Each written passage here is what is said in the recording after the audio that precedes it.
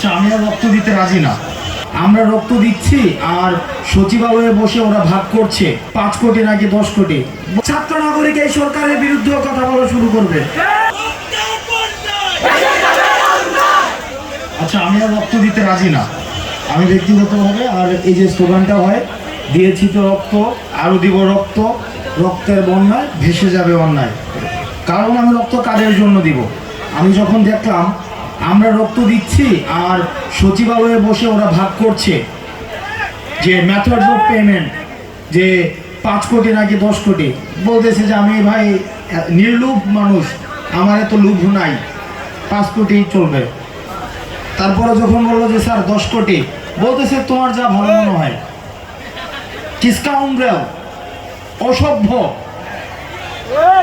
রাস্তার মধ্যে শিক্ষার্থীরা রক্ত দিয়েছে, ছাত্র জনতা রক্ত দিয়েছে, এই বার্ধক্যের নেতৃত্ব সচিবালয়ে বসে আমাদের রক্ত মারিয়ে তারা টাকা ভাগ করে।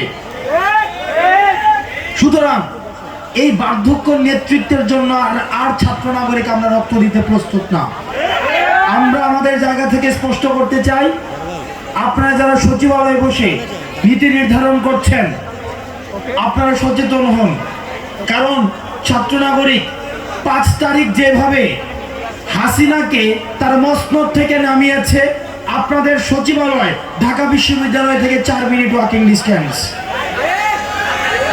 আপনারা সচিবালয়ে বসে 5 কোটি না 10 কোটি ভাগ করবে, আর আমি আমার বাজারে গিয়ে আমি আমার প্রতিদিনের নিত্য প্রয়োজনীয় জিনিসটি কিনে আনতে পারবো না, এই জিনিসটা হবে না। আপনারা বাজারে যাওয়া আছে এখানে মানুষের, বাজারে যান, কারা কারা বাজারে যান? দেখেন, আমি রাজনৈতিক কোনো বক্তব্য দিতে আসছি না। আমাদের একদম বেসিক নিড। আন্দোলন কি সারা বছর আন্দোলন করবো? আমরা সারা বছর রাস্তায় থাকবো? দেখেন, আমি আজকে বাজারে গেলাম,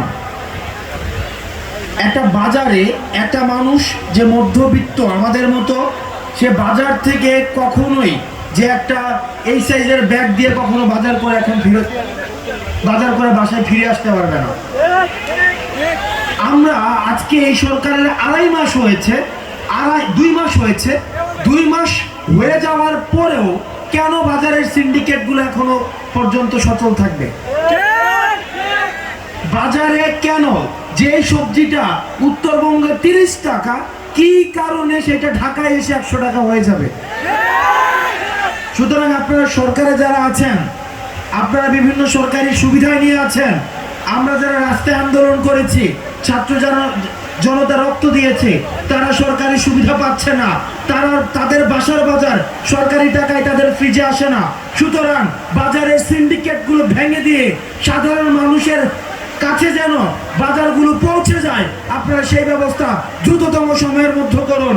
না হয় ছাত্র নাগরিক এই সরকারের বিরুদ্ধে কথা বলা শুরু করবে।